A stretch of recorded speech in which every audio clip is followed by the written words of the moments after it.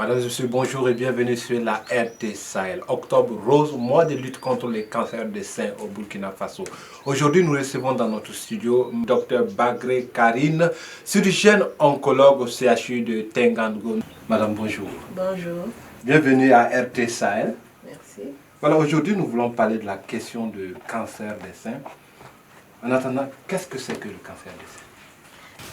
Alors, le cancer du sein est défini comme étant une tumeur maligne qui se développe aux dépens de la glande mammaire.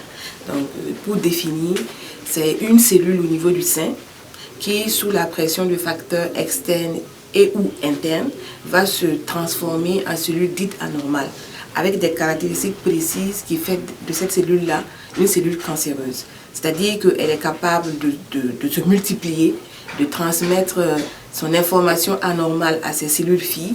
Elle échappe à toute régulation du corps humain et elle va devenir volumineuse au point d'envahir de proche en proche les éléments du sein. Et également, une caractéristique principale, c'est aller se localiser ailleurs. Elle commence au niveau du sein, mais on la retrouve ailleurs au niveau soit du poumon, soit du cerveau, soit des os, soit du foie. Donc c'est ce qu'on appelle les métastases. C'est comment on peut définir en fait le cancer du sein. Alors, mais quelles sont les statistiques de personnes atteintes par le cancer du sein au Burkina Faso? Bon, il est bien vrai qu'au Burkina Faso, nous n'avons pas encore de registre de cancer basé sur la population, mais lorsqu'on se réfère aux données de Globocan, qui recueillent des données qui viennent des hôpitaux surtout, on retrouve pour l'année 2020 que le cancer du sein est l'un des premiers cancers chez la femme, avec plus de 1000 cas répertoriés en 2020, dont 1927 cas répertoriés en 2020. Et parmi ces, rien que pour l'année 2020, on a eu plus de 1000 décès. Donc c'est un réel problème de santé publique au Burkina Faso. Donc voici les statistiques. C'est vraiment un réel problème de santé publique. Mais quelles pourraient être les causes de ce cancer des seins? Bon, en ce qui concerne le cancer, on ne parlera pas de cause, mais plutôt de facteurs de risque. C'est un peu quand on fait une sauce tomate où on met plein de choses. Donc il faut un ensemble de choses, de situations pour faire un cancer du sein. Donc déjà, il y a ce qu'on appelle les facteurs modifiables qui sont en général en dehors dépendants de nous, et les facteurs non modifiables. Donc ce qui est modifiable, ça va être l'environnement, ça va être tout ce qui nous... l'alcool, ça va être le tabac, ça va être une mauvaise alimentation, ça va être le manque de sport, la sédentarité, tout ce qui permet de prendre du poids. Et en ce qui concerne les facteurs non modifiables, il y a déjà l'âge. Plus on prend de l'âge, moins on est capable de réparer les cellules qui sont anormales. Voilà. Parce que les cellules sont programmées pour mourir d'elles-mêmes s'il y a anomalie. Donc l'âge. Ensuite, il y a le sexe. Il faut savoir que le cancer du sein est plus fréquent chez la femme, mais il y a des cancers du sein chez l'homme. C'est d'ordre de 1%, mais ça existe. Donc être une femme augmente le risque de faire un cancer du sein, mais ce n'est pas suffisant. Donc il y a ce qu'on appelle les facteurs hormonaux. Il y a le fait de n'avoir jamais eu d'enfant, qu'on appelle la nulliparité, avoir eu peu d'enfants, la possibilité, le fait de n'avoir jamais allaité son enfant. Il y a également le fait d'avoir vu ses règles trop tôt ou ne plus avoir vu ses règles trop tard, c'est-à-dire avoir vu ses règles avant 11-12 ans et avoir eu la ménopause, donc ne plus voir ses règles, c'est la ménopause, au-delà de 55 ans. Donc ça augmente le temps d'exposition aux hormones qui sont liées au cancer du sein. Et également ce qu'on appelle les facteurs génétiques donc, qui prédisposent. Lorsqu'il y a quelqu'un dans la famille qui a une mutation génétique, bon, généralement c'est les gènes qu'on appelle BRCA1 et BRCA2 qui sont des modifications génétiques les plus souvent rencontrées dans les cancers du sein que l'on pourrait dire d'origine génétique. Voilà, il y a généralement ces facteurs-là qui augmentent les chances de faire un cancer du sein quand on a cette mutation dans la famille. Ça augmente également les chances de faire d'autres cancers tels que le cancer de l'ovaire. Il y a ce qu'on appelle les histoires familiales. Si quelqu'un dans votre famille a eu à faire un cancer du sein, ça augmente également les chances de faire un cancer du sein. Alors, avoir été traité d'un cancer du sein, augmente nos chances de faire un cancer du sein sur l'autre sein restant. Donc voilà. Mais il faut savoir que le cancer du sein, c'est pas on peut avoir un facteur de risque et ne pas faire le cancer du sein. C'est comme je viens de le dire, c'est une sauce. Voilà, c'est un ensemble de tout qui vont conduire à ce cancer-là. D'accord. Mais comment savoir donc que l'on a un cancer, les signes précurseurs pour détecter ce cancer? Alors, pour savoir qu'on a un cancer, c'est l'anatomie, le médecin pathologiste qui va analyser un petit bout de la tumeur, de la boule, et qui va voir les signes qui disent que c'est un cancer. On parlera plutôt de signes d'alerte. Donc, lorsqu'on a une boule dans le sein, une boule, ou bien une modification de l'apparence de la peau du sein, on voit que c'est gonflé ou un furoncle ou une plaie, ça pourrait être un cancer du sein. Ou lorsqu'on a un liquide qui sort par le mamelon, que l'on presse le sein ou pas, ça pourrait faire penser à un cancer du sein.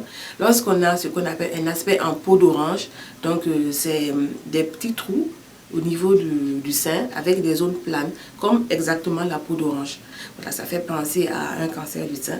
Lorsqu'on a ce qu'on appelle des ganglions au niveau de l'aisselle, donc, ou des ganglions au niveau de ce qu'on appelle les sucs claviculaires en haut, ça pourrait faire penser également à un cancer du sein.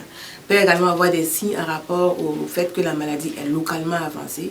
Ça peut être des douleurs abdominales en rapport avec le foie, ça peut être une fracture parce qu'on est tombé banalement, ça peut être des céphalées, des maux de tête qui font penser que la maladie est avancée, ça peut être le fait de tousser et ça peut faire penser que la maladie a touché le poumon. Ça peut également faire partie, il peut y avoir un amaigrissement, ce qu'on appelle on maigrit, on est fatigué. Mais c'est vraiment des signes qui ne font pas directement penser au cancer du sein. Mais retenez que c'est surtout les signes qui apparaissent sur le sein qui doivent alerter. D'accord. Quel comportement, docteur, devons-nous avoir pour éviter le cancer du sein? Alors, un comportement à avoir, c'est déjà pouvoir agir sur les facteurs modifiables. Donc, on a parlé d'alcool et le tabac. Les deux sont retrouvés dans presque tous les cancers. Donc, ne pas fumer, consommer avec modération, si possible, ne pas en prendre. Il y a également avoir une activité physique régulière. L'OMS recommande d'avoir au moins une activité de 30 minutes par jour, au moins 10 000 pas par jour. Régulière, ce n'est pas vraiment l'intensité, c'est vraiment régulière. Ensuite, il y a, à plus de ne pas fumer, de bouger, il faut avoir une alimentation équilibrée. Donc, éviter de prendre du poids. Parce que lorsqu'on est obèse, on a plus de chances de faire un cancer du sein. Également, il y a ce qu'on appelle les traitements hormonaux-substitutifs. Il y a des femmes qui prennent des hormones lorsque la ménopause arrive pour être un peu plus fraîche. Donc, ces hormones-là également exposent au risque du cancer du sein. Donc, voici à peu près ce sur quoi on peut agir. Également, faire un dépistage. D'accord. Alors, vraiment, le dépistage, c'est ça qui va permettre de diagnostiquer la maladie tôt. Ok, dépistage qui va nous permettre de diagnostiquer la maladie tôt. Existe-t-il au Burkina Faso une politique de lutte contre les cancers du sein? Oui, il y a le programme national de lutte contre le cancer 2021-2025 qui, c'est sur tout l'ensemble des cancers, mais qui voudrait faciliter l'accès au dépistage ainsi qu'aux différents types de traitements. Mais pour l'instant, il n'y a pas encore de programme organisé de dépistage de la population entière. C'est des dépistages qui se font par certains spécialistes, par certaines associations, mais il n'y a pas encore eu sur le terrain un apport financier qui pourrait permettre en fait de réduire le coût, par exemple la mammographie qui est indispensable pour le dépistage, ou de prendre en charge gratuitement les patients qui sont sous traitement. Voilà. D'accord. Et si quelqu'un souffre du cancer du sein, comment se fait la prise en charge des personnes malades du cancer du sein? Alors, la prise en charge va se faire en fonction de ce qu'on appelle le stade de la maladie. Comme je reviens encore en parlant du dépistage, lorsque c'est dépisté tôt, il y a certains types de traitements, mais il faut savoir qu'on a ce qu'on appelle la chirurgie, la chimiothérapie, la radiothérapie, les thérapies ciblées et l'immunothérapie. Donc, c'est tous ces ensembles de traitements-là. Et en fonction du stade de la personne, on pourra associer 2 ou 3 types de traitements. Il y a également ce qu'on appelle les soins palliatifs, qui sont des soins de confort pour permettre au malade de vivre dans un certain confort avec sa maladie. D'accord. Voilà, nous tirons à la fin de notre émission. Quels sont les conseils que vous prodiguez pour que l'on puisse éviter cette maladie? Alors, ce qu'il y a à dire, c'est que je conseille l'autopalpation des seins, vu que tout le monde n'a pas forcément les moyens pour aller se faire dépister par mammographie. Déjà, on peut commencer par l'autopalpation des seins, qui peut se faire à partir de 20 ans chez la jeune fille. Et il s'agit de se mettre devant un miroir. On regarde les seins, on regarde s'il n'y a pas d'une plaie, un époulement de liquide, un gonflement, une plaie ou même, voilà. On regarde vraiment son sein et on note toute anomalie. Et ensuite, on divise le sein en 4 parties et on touche le sein en faisant des mouvements au niveau des différentes 4 parties pour voir s'il n'y a pas de boule. On termine au niveau de l'aisselle et on presse au niveau du bout du sein pour voir s'il n'y a pas un liquide qui sort. Donc voici un conseil, c'est l'autopalpation des seins chez la femme mais également chez l'homme. Et consulter sans paniquer lorsqu'on voit une anomalie. Parce que comme je l'ai dit, ce sont des signes d'alerte.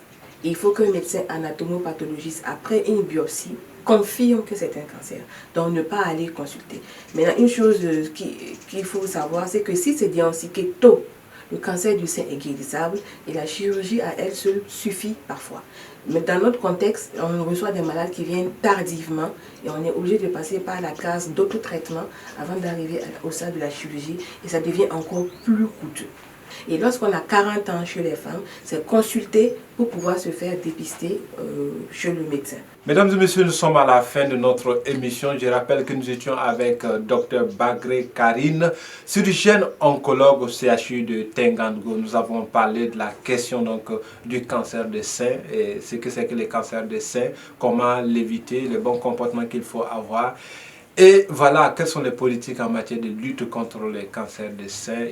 Elle nous a aussi prodigué des conseils pour éviter cette maladie. Merci de nous avoir suivis et à tout moment sur RT Sahel. Bonjour.